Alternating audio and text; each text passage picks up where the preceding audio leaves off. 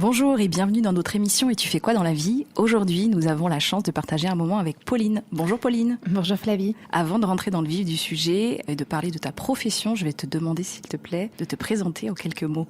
Oui, avec plaisir. Alors, je m'appelle Pauline, j'ai 32 ans, je suis maman d'une petite fille de 3 ans. Physiquement, j'ai les cheveux bruns, les yeux marrons, les cheveux un peu longs. Je pense être plutôt grande et plutôt souriante. En tout cas, là, c'est c'est un peu ça. J'ai plutôt un sourire aux lèvres. Voilà.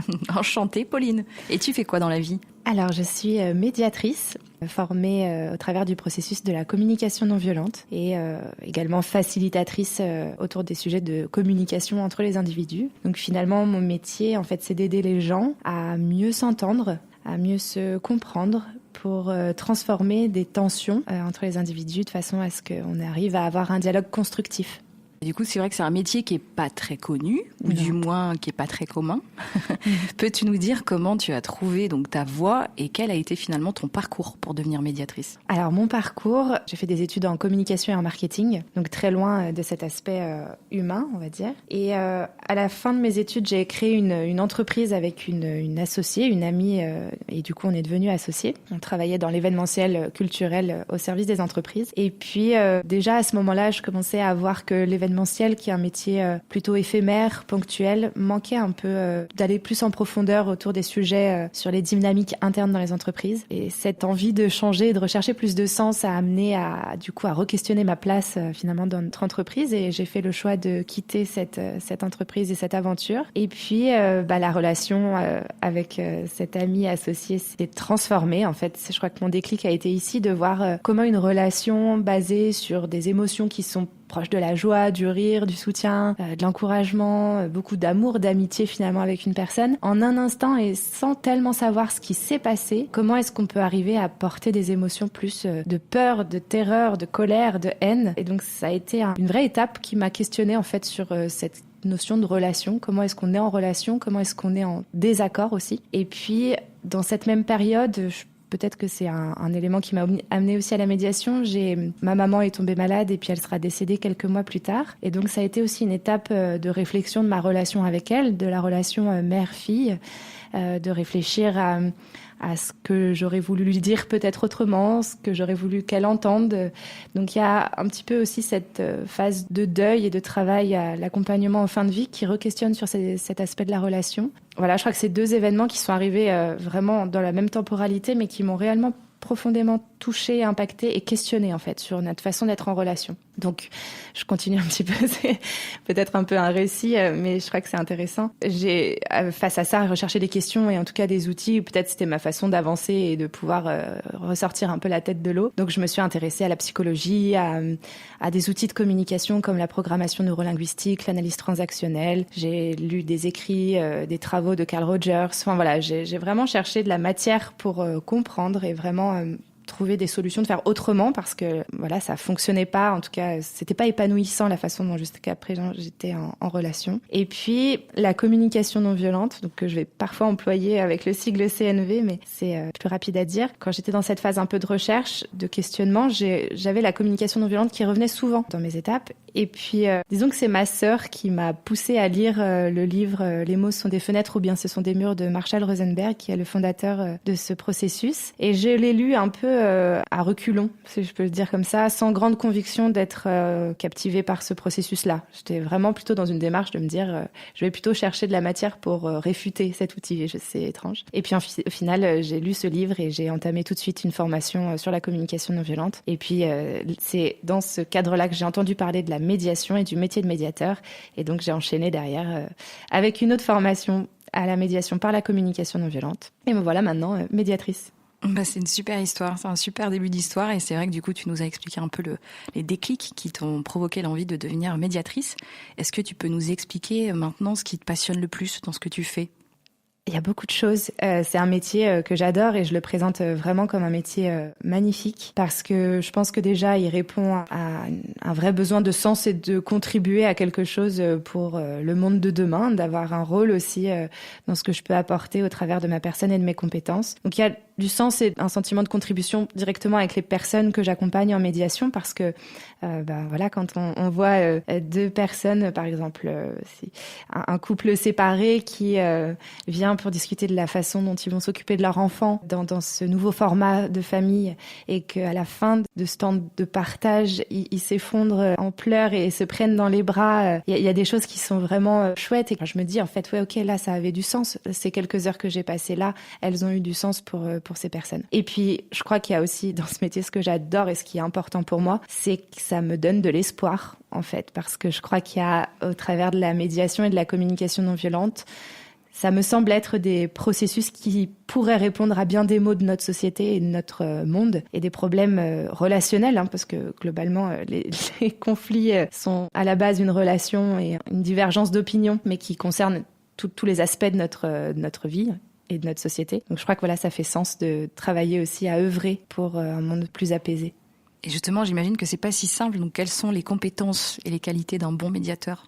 Alors, il y a tout un pan, évidemment, je dirais que je vais rattacher à l'aspect théorique, technique, connaissance, expérience. Il faut savoir que pour être rattaché au système judiciaire, par exemple, c'est mon cas d'être rattaché à la Cour d'appel de Lyon, il faut justifier d'une formation initiale avec un certain nombre d'heures, d'un certain nombre de médiations déjà réalisées, de justifier aussi de la formation continue chaque année, de supervision, d'analyse de pratique, de participation à des groupes de pratique. Donc il y a beaucoup de contraintes, mais qui me semblent extrêmement nécessaires pour aussi évoluer. Donc tout ça, évidemment, ça va dans un aspect très technique, théorique et de compréhension des mécaniques de conflit. Ça, c'est un point important, en effet. Mais je crois que le principal, il touche plus la posture de médiateur, parce que être médiateur, c'est appliquer un processus et des outils, ça c'est ok, on les apprend, on peut les intégrer. Par contre, il y a, dans le code de déontologie du médiateur, le besoin d'être impartial. Et cette question de l'impartialité fait énormément de débats d'ailleurs, parce que est-ce qu'on peut vraiment être impartial, c'est une question. Mais en tout cas, c'est une posture, une attitude qui se travaille à chaque instant. Il y a en effet ce besoin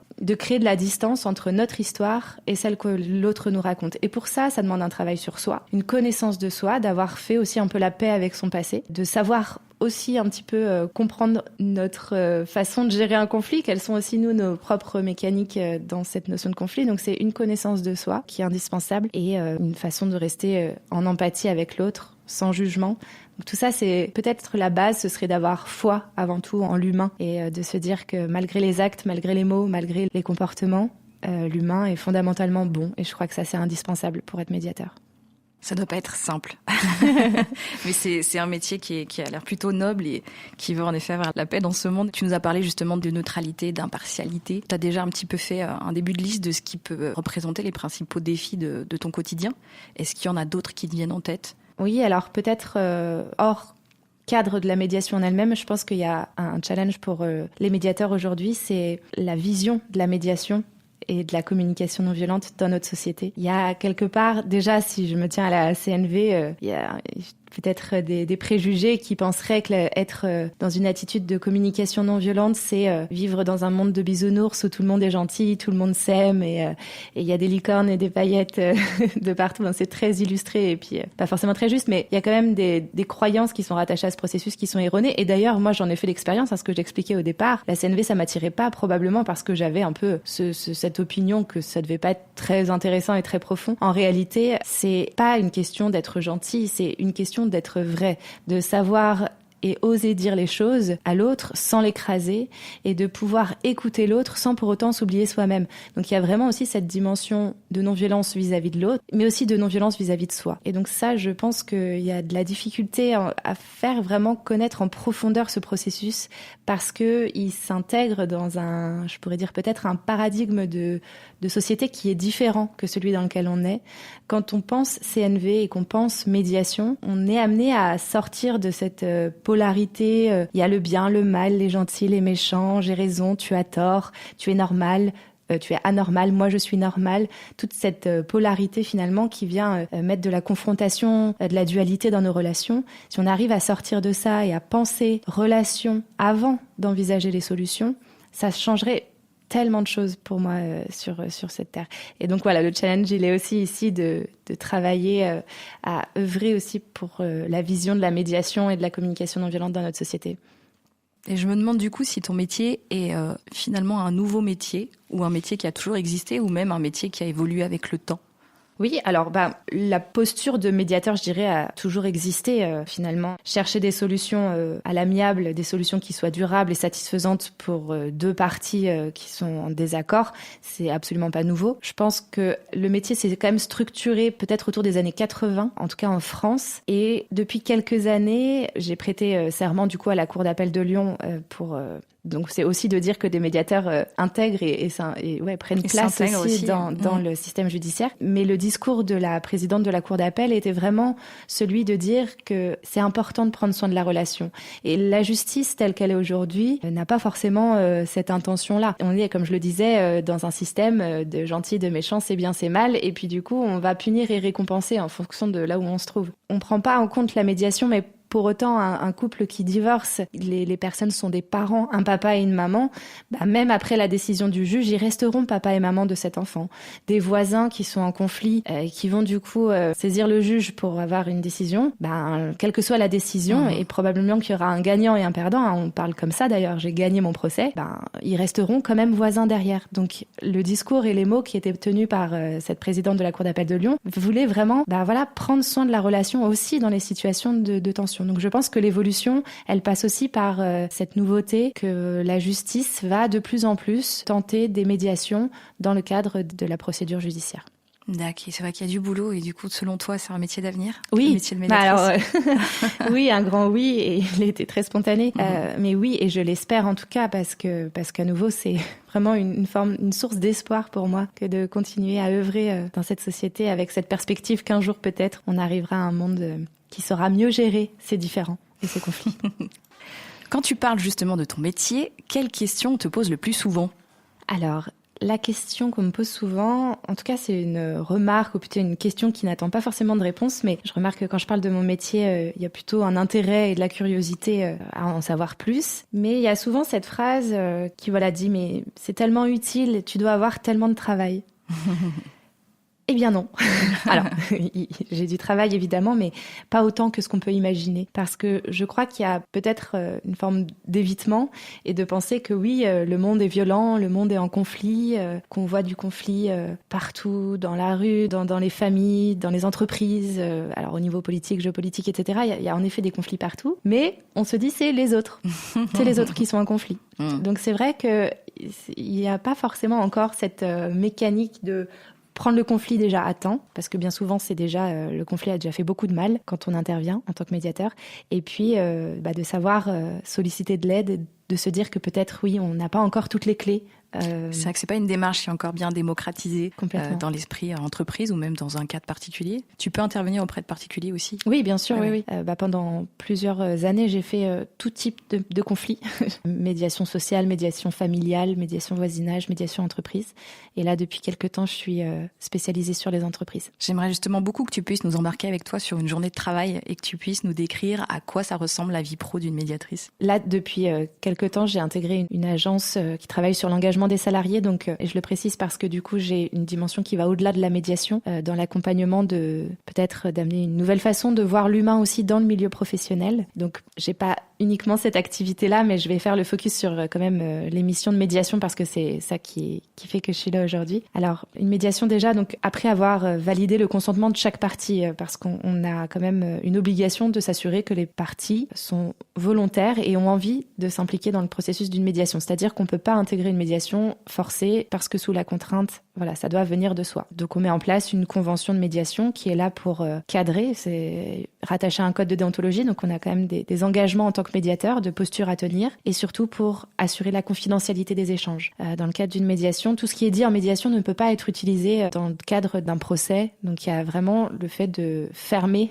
je dirais, les portes et que ce qui est dit en médiation ne sorte pas de la médiation, parce que c'est ça la sécurité aussi dont les personnes ont besoin pour pouvoir parler, échanger et se confier, parfois se livrer. Donc une fois que cette convention est signée et qu'on a l'accord et que, je dirais, la logistique et l'organisationnel est mis en place, on a ce qu'on appelle des entretiens individuels avec chaque partie qui est présente dans le litige, donc un entretien individuel qui va durer à peu près 1 heure, entre 1 heure et 1h30. Je parle aussi de médiation, on a la médiation interpersonnelle, c'est-à-dire entre 2 personnes, et puis la médiation qu'on va dire de groupe, où là, à partir de 5 personnes, on va solliciter plusieurs médiateurs. Donc moi, ça m'arrive aussi de faire des co-médiations dans le cadre d'accompagnement, par exemple en entreprise, d'équipes avec 12, 13, 14, 15 personnes qui sont impliquées dans la situation de tension. Donc les entretiens individuels, ils ont pour objectif de créer du lien entre le médiateur et la personne, et puis de pouvoir clarifier un petit peu ce qui se passe, parce que parfois on se raconte des histoires, voilà, on a notre façon de percevoir la situation, notre représentation de la réalité, mais qui n'est qu'une représentation, donc c'est intéressant d'avoir de la clarté sur ça, sur ce qui se passe et sur ce qu'on veut aussi. Donc ça permet de préparer ce qu'on va appeler la phase suivante, la phase plénière, où là on va rassembler toutes les parties concernées par le conflit, et ça c'est des échanges qui vont durer entre 3 et 4 heures, et puis on va pouvoir renouveler ces phases-là. Donc c'est des échanges où nous on a, en tant que médiateur formé par la communication non violente, je le précise parce qu'il y a des médiations qui sont pas forcément dans cette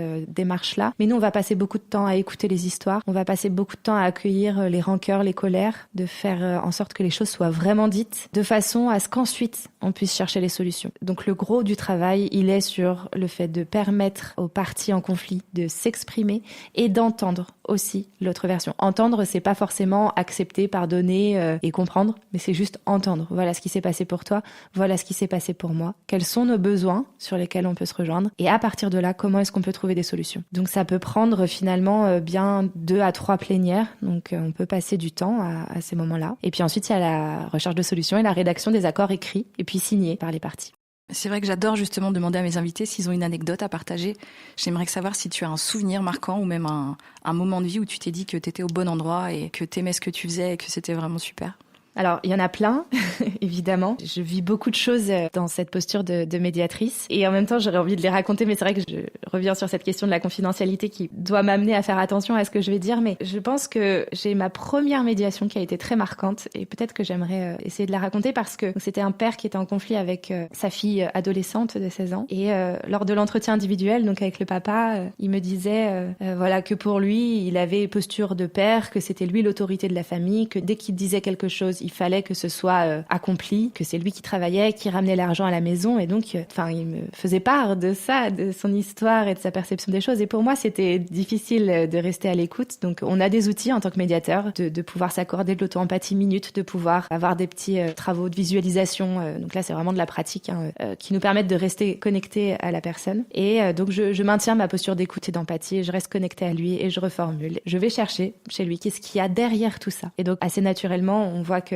c'est aussi son histoire qu'il a vécue avec lui, son propre papa. Et en fait, on arrive à cet endroit qui m'amène toujours un soulagement, une forme d'amour incroyable. C'est que lui, il me dit, en fait, quand ma fille, elle refuse de répondre à un de mes ordres, quand elle me dit non, moi, ce que j'entends, c'est « Papa, je ne t'aime pas ». Parce que lui, c'était sa façon de prouver son amour à son propre père. Donc, c'est des stratégies, en fait. Mais ce besoin d'amour-là, moi, il m'a connectée parce que je le partage aussi, ce besoin d'amour. Pour moi, dans ma vie, il est hyper important. Et pour lui aussi. Et quand on arrive à se connecter à cette phase humaine déchargée de, je dirais, de stratégies, de croyances, etc., on arrive à cette connexion d'humain à humain que je trouve vraiment très belle. Et puis, du coup, avec sa fille, ça a été une réconciliation hyper heureuse aussi et très, très chouette à voir. Après, c'est aussi des moments où quand je vois que ces espaces de médiation, par exemple en entreprise, permettent de faire des confessions sur des agressions sexuelles et donc de libérer la parole sur ce qui s'est passé. Quand j'assiste aussi à ces moments plus simplement, mais il y a pas longtemps, j'étais dans une équipe, ils étaient 15 et il y avait un clivage énorme, vraiment 2 teams qui étaient dans une guerre les unes contre les autres, et puis du coup, ça desservait complètement en entreprise parce que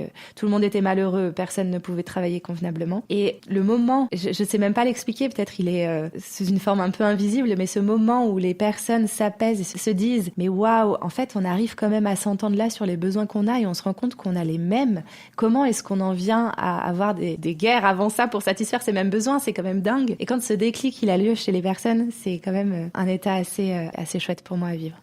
C'est trop bien. Et c'est vrai qu'en préparant cette interview, j'ai noté aussi la citation de Marshall Rosenberg, qui est le fondateur de la communication non violente, qui disait justement ce dont tu parlais tout à l'heure, les mots sont des fenêtres ou bien ce sont des murs. Et je trouvais que ça illustrait parfaitement l'utilité de ton métier et l'idée que la façon dont on communique peut vraiment soit être une barrière ou à l'inverse un espace de connexion avec les gens.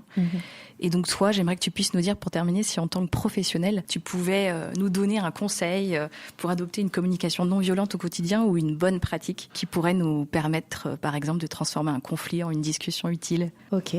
Je pense que pour démarrer dans la communication non violente, c'est d'abord de s'écouter soi. Quand on est dans une situation qui nous fait réagir, être en réaction, donc avec de la colère, de la peur, de la tristesse, c'est important d'être à l'écoute de ce qui se passe chez soi. Parce que ça nous permet de prendre la responsabilité que ça nous appartient, que c'est pas l'autre qui est responsable de la colère, mais c'est moi qui vis quelque part la vie et pose une interprétation. Donc je dirais qu'il y a déjà prendre un temps d'écoute pour soi. Et que si c'est pas possible, parce que on va pas se le cacher, c'est pas facile. On est dans un monde violent et vivre la CNV, c'est vraiment un challenge et un travail qui nécessite de l'entraînement, de la persévérance. Et donc je pense qu'il y a aussi de pouvoir faire cette réflexion après coup sur les conflits et peut-être de ramener la discussion dans un état un peu plus apaisé et de pas forcément se condamner d'avoir été dans le conflit. Quelque part, c'est ce que j'ai fait à cet instant. Oui, je me suis énervée, je t'ai crié dessus, je t'ai peut-être parlé pas comme j'aurais voulu le faire au mieux, mais après coup, en fait, ce qui s'est passé pour moi et j'aimerais te le partager parce que c'est ça qui va nous aider à comprendre nos émotions et nos besoins dans chaque instant.